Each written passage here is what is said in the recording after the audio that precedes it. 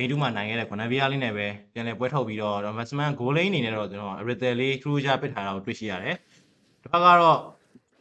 Apex ကျွန်တော်မော်စကောဂိမ်း1မှာနိုင်ခဲ့တဲ့မော်စကောပေါ့နော်ဒါ confident pick ပေါ့မော်စကောနဲ့အတူပဲဘာစီယာဂျန်ဂယ် Hacker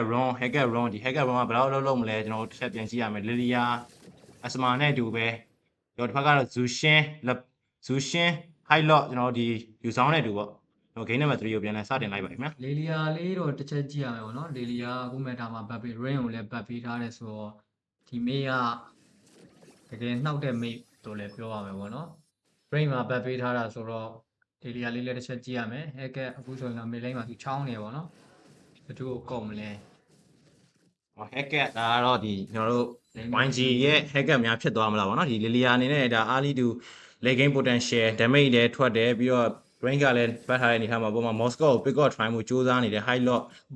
တော့လီလီယာတို့ဘက်ကပြန်တက်ပြီပေါ့နော်တာလို့ပေါ့နော်တာရင်တာလို့ဖြီချောင်းထားတွေ့ရတယ်နှစ်ဖက်လုံးကဘိုးလင်းထောင်နေဆော့တာဖြစ်တဲ့အတွက်ဒီပွဲလေးကမြန်မြန်ဆန်ဆန်နဲ့ကြည့်ရမယ်လို့တော့ထင်တယ်ပေါ့နော်အောက်မှာလည်းဒီပွဲလေးလည်းညင်ခဲ့တယ်ဆိုပေမဲ့ဒီပွဲလေးကိုတော့ပို့ပြီးမြန်မြန်ဆန်ဆန်နဲ့ကြည့်ရမယ်လို့ထင်တယ်ဘာစီယာဒီမှာဂျန်ကဲတကောင်ကြော်နေရကိုတွေ့ရတယ်ဂွင်နီနေနဲ့ဒါကိုကောင်းကောင်းနားလဲတယ်ဝမ်လည်းကားတယ်တန်စကားရဲ့အနေထားမှာတော့ပြက်လားဘာစီယာဆွဲပေါက်ဘာစီယာပြတ်ဖို့များတယ်ဆိုပေမဲ့ရိုးလင်းနဲ့တတလေးပဲ forward သွားတယ်ဆိုတဲ့နောက်မှာကဲဘက်ကလည်း high low တောက်လျှောက်တွေးလျှော်တယ် high low refer line လေးနဲ့ပဲတာတယ်ပါတယ်ပြန်ဆိုင်မှုသူတို့စူးစမ်းနေတယ်ပေါ့နော်ကျွန်တော်ဖို့ချမလားပေါ့ဘက်ကအဲ့ဒီ fight မှာဆိုရင်တော့ကျွန်တော်ယူဆောင်နေပါရင်တော့ပိုတာရပေါ့နော်ဒီဘက်က expectation domain တွေဘက်ကတော့ယူဆောင်နေ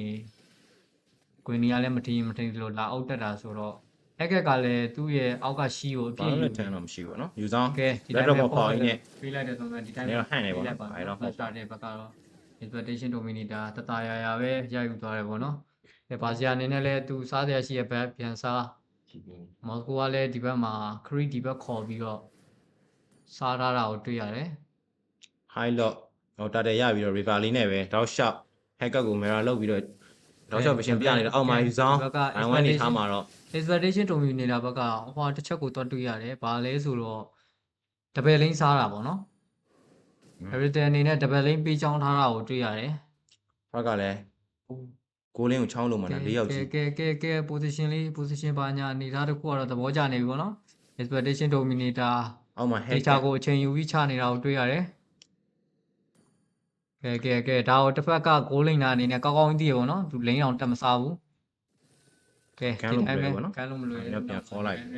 ဖန်ဆရာရှိရဖန်လုံးဆရာရှိရလုံးဖို့အတွက်ပြန်ပတ်သွားပြီပေါ့နော်တစ်ဖက်ကယူဆောင်အနေနဲ့ပဲပေါ့နော်ကျွန်တော်လိန်နေဖတ်ချက်မှာပေါ့အစမနဲ့တိတ်တော့မနှိမ့်မယ်သူလိန်ထိန်တဲ့ပုံစံကြီးတော့သဘောကျတယ်ဗီရှင်ပြောင်းနေတော့လုံးဝထွက်မစားဘူးနှစ်ဖက်လုံး hacker ကလည်းတောက်လျှောက်ဘက်ကကြည့်ပြီသူ pick up ရရင်ရသလို try မှုကြိုးစားတာမလွယ်ဘူးယူဆောင်ဆိုတော့ကဲယူဆောင်ကိုအာလီကိုနှိမ်ဆော့ခြင်းနဲ့ဆိုပေမဲ့ယူဆောင်အနေနဲ့ကောင်းနေတယ် hacker ရှိမယ်ဆိုတော့ကောင်းကောင်းကြီးနားတဲ့သဘောပေါက်တယ်ပေါ့နော်နောက်ဆုံးဆက်လေးမှာပဲ hacker ကုန်တယ်ဆိုပေမဲ့တတရာပဲကုန်ဆောင်သွားရပေါ့နော်ကျူရှင်းဘယ်မှာလာထောက်ထားတယ်မော်ဂျူလက်ဘာမှတော့ဆက်ဖြစ်မသွားဘူးနော်အပေါ်မှာလဲလီယာတောက်လျှောက်ပဲပေါ့နော်လိုက်စပယ်ထိုင်စပန်ပြီးတော့တွေးလျှော့နေတယ်ပေါ့နော်မော်စကိုတော့သူတို့မော်စကိုလေဂိမ်းတန်မှုတော့စောင့်မဲ့နေထားပါတော့ Apex ကလည်းနောက်ဝက်နေထားကြည့်ရမယ်ဆို even ဖြစ်နေတယ်ဆိုတဲ့နေတာနော်ဒီမိုချီရဲ့ဒီမော်စကိုကလည်းသူလေဂိမ်း potential ဘယ်လောက်ထိပြနေလဲဆိုတော့ game 1မှာတော့သူပြသွားပြီပေါ့နော်ဟိုက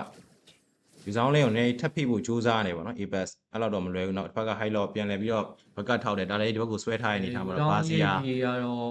အာလီတန်မိုးလည်းကောင်းတယ်အာလီမှာသွေးလုံးလောက်မလျှော့ထားနိုင်ဘူးဆိုရင်သူရဲ့ black ball တွေနဲ့ Dragon Found နဲ့ပဲတောက်လျှောက်ပြန်ပြီးတော့ဟန့်နေတဲ့ Asma တောက်လျှောက်နောက်ကိုပြန်ခေါ်ရင်ဘာစီယာ retreat သူရမယ်ကွန်နဗီယာအုပ်ပြီးတော့လှလေးပဲပေါက်ပြသွားတယ်ဆိုတဲ့နောက်မှာ expectation dominator ဘယ်တဲ့ second တာတဲ့ဘယ်တဲ့ intro လေးကတော်တော်လေးလှသွားရပေါ့ပြောရမယ်ပေါ့နော် A ဘက်ကအနေနဲ့စပြီး try တာဆိုပေမဲ့လည်းဝင်ကုတ်တယ်ဆိုတဲ့အနေထားတူမှာသူရောက်သွားတယ်တတရပဲတောက်လျှောက်ပြန် for တယ်ရာသီလာ hacker ရတယ်ဖုန်းကူးအနေနဲ့တတရလေးပဲပေါ့နော် hacker ထပ်ပြီးတော့ဖုန်းကူးကိုဖျက်ချင်တယ်ဆိုတော့နေသားတစ်ခုမှာသူပဲပြန်ပေးဆက်လိုက်ရတယ်ပေါ့နော်ဘောကမော်စကိုအနေနဲ့လည်းရရင်ရသလိုဖန်ထားတာကိုတွေ့ရတယ်ကဲမော်စကို Moscow ပြ position တ်မဲ့နေထားတော့မရှိဘူးပေါ့နော်မော်စကိုတတိုင် position က အောက်တော့မဟုတ် ပြန် အော ပတ် က်မှာ သွား solo ကေးလာဟုတ် အောက်မှာ ဘူး modular အောက်မှာ modular modular လာ သွား ပြီး က တော့ န့်နေဆိုတဲ့အနေထားတစ်ခုမှာ Breakout လာ return နဲ့ try ပေးလိုက်တာ damage တွေနဲ့ asma ကျသွားတယ်ပေါ့နော်ကဲအောက်လင်းကတော့ ဒီ Irithel ဒီ Moscow timing မတိုင်ခင် Irithel ကြီးက timing အဲ့လောက်ကြီး fat နေတာကြီးကတော့နည်းတော့ Apex အနေနဲ့တော့နည်းပြောဖို့တော့တိတ်မကောင်းဘူးပေါ့နော် hacker ဘက်က ချောင်း hacker ဝင်ကုတ် ရာ တယ် ဟု ဆိုတဲ့ sprint သုံးပြီးတော့ပြန်ထုတယ် ပြန်ပေးလိုက်ရတယ်ဆိုရင်နောက်မှာ return ဘက်ကလည်း တော်တော် fat sprint နေတာ လေးတစ်ခုပေးလိုက်ရတယ်ပေါ့နော်ကဲဒါတရားလည်းထွက်ဖို့40ကျော်အလိုမှာ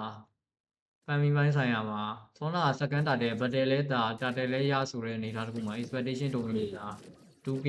လောက်ဖြတ်ထားတာကိုတွေ့ရတယ် hacker ကတော့ Hacker online မှာ အောက်လင်းမှာ တန်း တောက်လျှောက် bucket ယူထားတယ်ဆိုတဲ့နောက်မှာကဲအဲ့ အဲ့ လို လိုဖြတ်ကြည့်မှာရတယ် ပြေးတယ်ဆိုပေမဲ့ကဲနောက်ကပေးတဲ့ bucket အဲ့ဟို damage တွေတော်များတယ် hacker ထောက်ပြီးဝင်ကောက်တယ် Irithel sprint မရှိတော့ဘူး sprint မရှိဘူးဆိုရင်ဒီမှာပိတ်ထားတဲ့အနေထားကိုတွေ့ရတယ် Scott ပြီး CI နည်းနည်းတော့ miss သွားတယ် သူလည်းလာထောက်တယ်ဆိုရင်တော့မှာ Modular ကျွန်တော်နဲ့ bucket လူက မှာ လေလီယာလေးဖြစ်သွားပြီပေါ့နော်လေလီယာ black shoe နဲ့တတရာလေး format ထားရဆိုပေမဲ့ကဲပေးလိုက်ရပါပြီဒီတိုင်းပဲလှုပ်ပေးလိုက်ရတယ်ပေါ့နော် hacker ပြန်ကုတ်ချင်တယ်ဆိုပေမဲ့ hacker modular position ကျော်သွား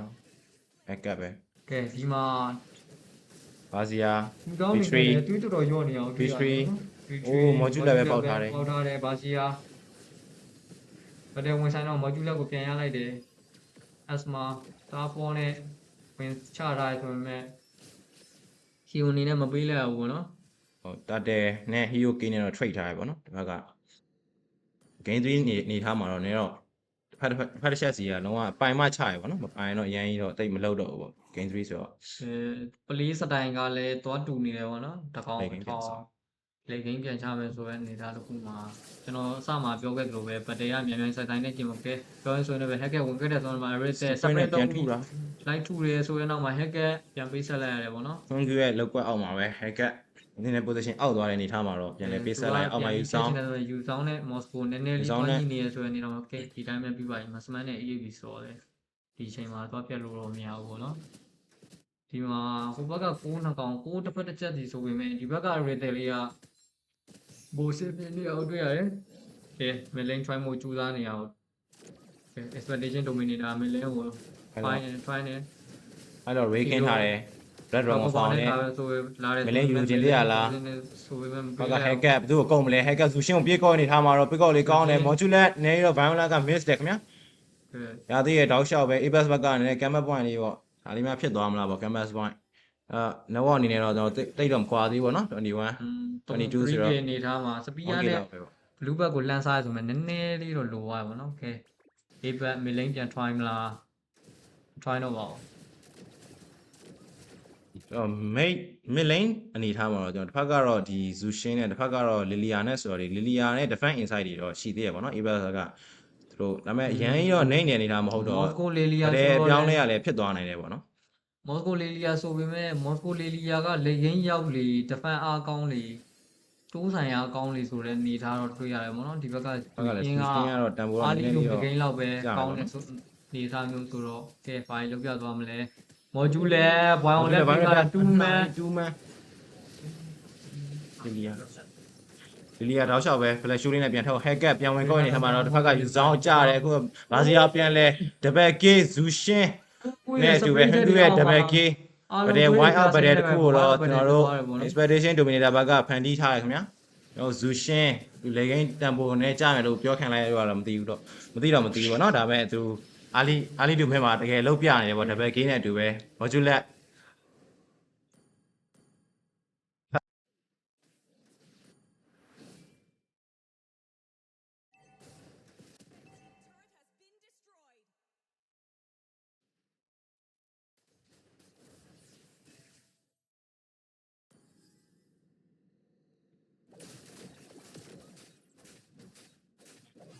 လောရသွားဆိုတဲ့နေတာကဲရတဲ့ဘယ်နဲ့ချက်မှမပြရဘူး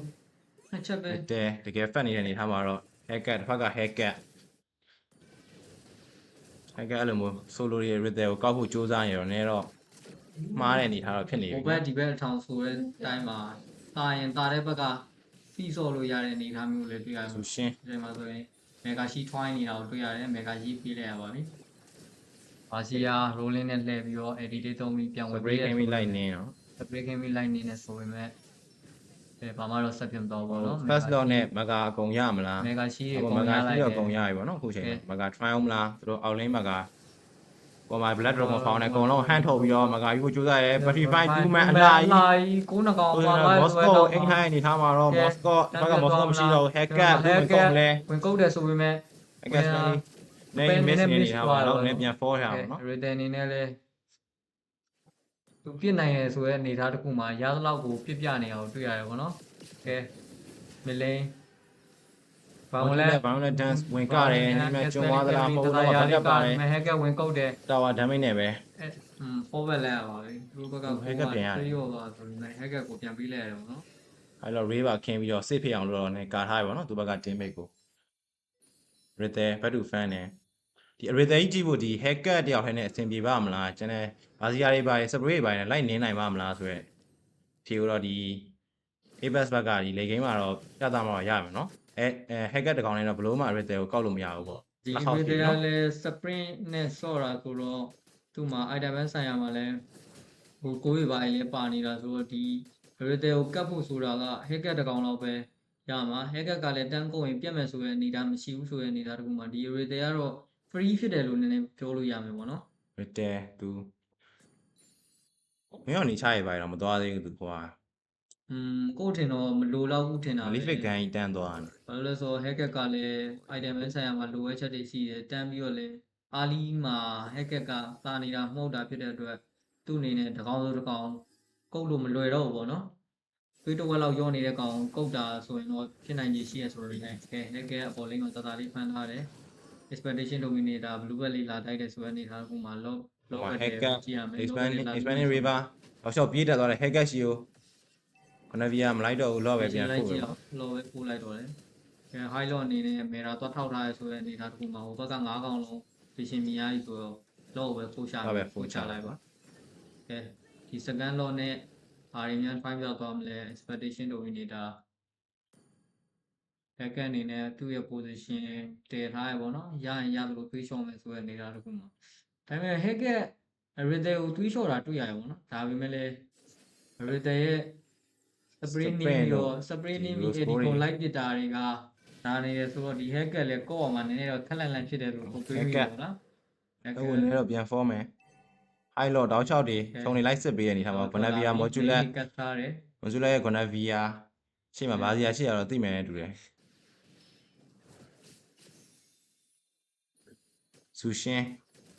တောက်6တော့လိုက်ပြီးတော့ နောက်ဝပိုင်းဆိုင်ရမှာဆိုလဲ60လောက်ပြတ်နေတာဆိုတော့ကိုရရန်ကြီးပြတ်တယ်လို့ပြောလို့မရဘူးဆိုပေမဲ့9နှကောင်အထောင်ဆော့တဲ့အနေထားတစ်ခုမှာတာတဲ့ဘက်ကတာရင်တာဆိုလို့ဖိချနိုင်တယ်ဆိုတဲ့အနေထားတစ်ခုမှာ မလိမ့်မက try မှုစူးစမ်းနေတယ်တစ်ဖက်က expedition dominator spray game ပြီးတော့ကာရသလောက်ကာထားတယ် ဘက်က high lot ray နဲ့ dragon found နဲ့ ပါစီယာ မကကိုယူမဲ့နေထားမှာတော့မကရမှာ free မရှိတော့ဘူး ပါစီယာ modular ဘက်က Rithel light to နဲ့ spray game ပြီး light to တယ်ဆိုတဲ့အနေထားတစ်ခုမှာ Rithel သူ့ရဲ့ spray